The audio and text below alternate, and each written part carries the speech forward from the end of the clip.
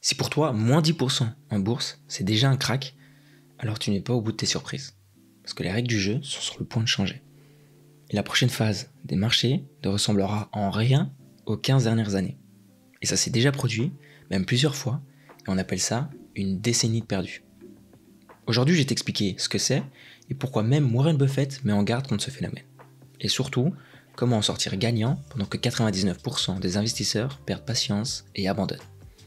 Souviens-toi juste, en 2020, on va prendre le graphique, on avait vu presque moins 40% en l'espace de un mois, et au final, même quand le monde était à l'arrêt, la bourse avait rebondi et on avait fini l'année dans le vert.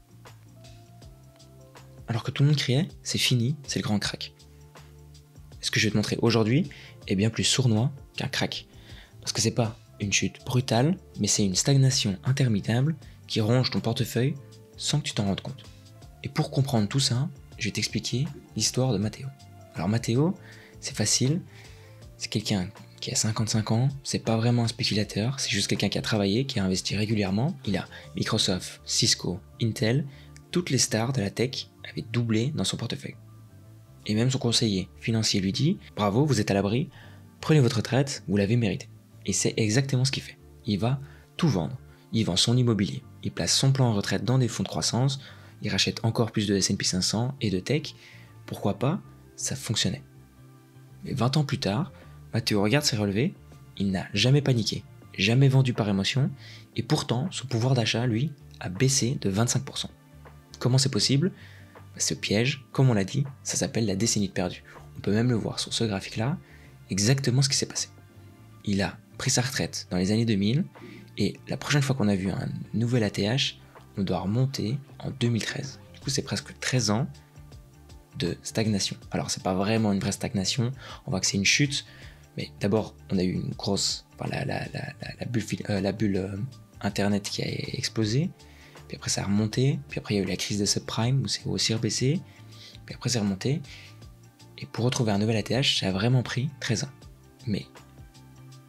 Et contrairement à ce que tu crois, c'est quand même, c'est pas si exceptionnel que ça.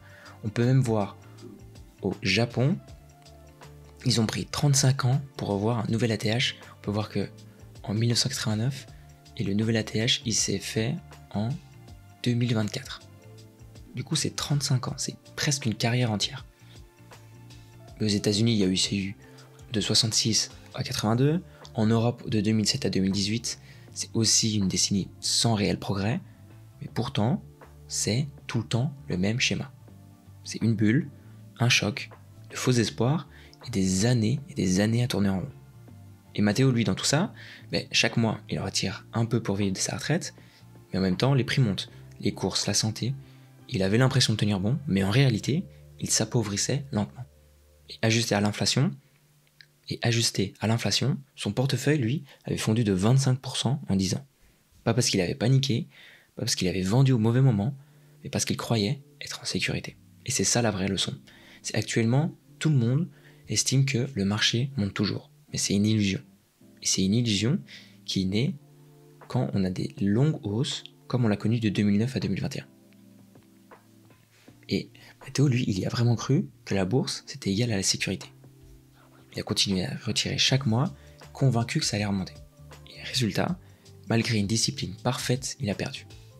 Et si je te disais que les signaux actuels ressemblent étrangement à ceux qui précèdent toujours une décennie de perdu?